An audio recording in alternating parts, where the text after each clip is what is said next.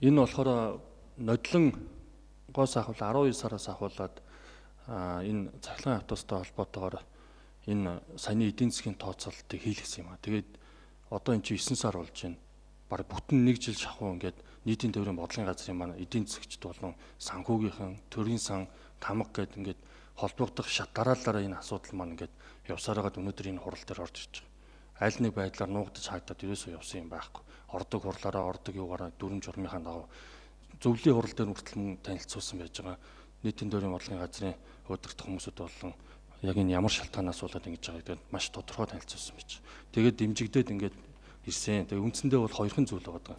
Энэ шинэ автобусууд маань асуудалгүй. Одоо бол бүгд л явж ил байна. Асуудал алга. Харин энэ нөгөө эдгэдлийн зардал гээд машин цагт 70,000 төгрөг гэж зоочоод тэрнийхээ 27,000 төгрөгийг буцаагаад эдгэдлэгээ авчдаг үлдсэн зардал нь бас бидний хувьд бол жилийн өмнө батлагтай бас жоохон харах хэрэгтэй байсан юм байна гэж.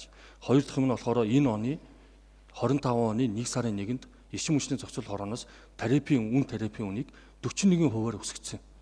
Тэгэхээр ингээл энэ хоёроос болоод тухайн аж ахуйн нэгж маань нийслэлийн харьяаныг байгуулга маань бас хүндрэлтэй байдал руу ороод байгаа. Аудит болон санхүүгийн байгууллагуудаа бүгднгөөр нь дамжаад тэгээд өнөөдөр энэ хурлаар оруулж ирж байгаа. Бүлгийн хуралдаар танилцуулах байсан боловч боромоор яваад өгсөн.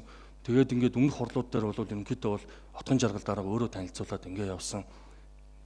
Ерөн бол хууль дүрмийнхаа өрөөнд л явж байгаа юм. Тэгэхээр нийт төлөөлөгчдөө та бүхнээсээ болохоор энэ байгальд ээлтэй, эко энэ сайхан дэврийн хэрэгслийг цаашид залруулад ингээд явуулах дээр одоо дэмжлэг үзүүл хийчихье гэж байна. Тэрнээс биш бид нар бол одоо юу гэдэг ингээд үн тариф ч юм уу энэ жилийн төсөв mëсүүд үн өөрчлөлт юм бол байхгүй. Энэ хууль дүрмээрээ бол одоо хэрэгжилт рүү явж байгаа асуудлууд байгаа. Тэгэхээр өнөөдрийн хурлаа та бүхэн манаас энэхүү асуудлыг бас ингээд ойлгож зөв талаас нь хараач ил гэж.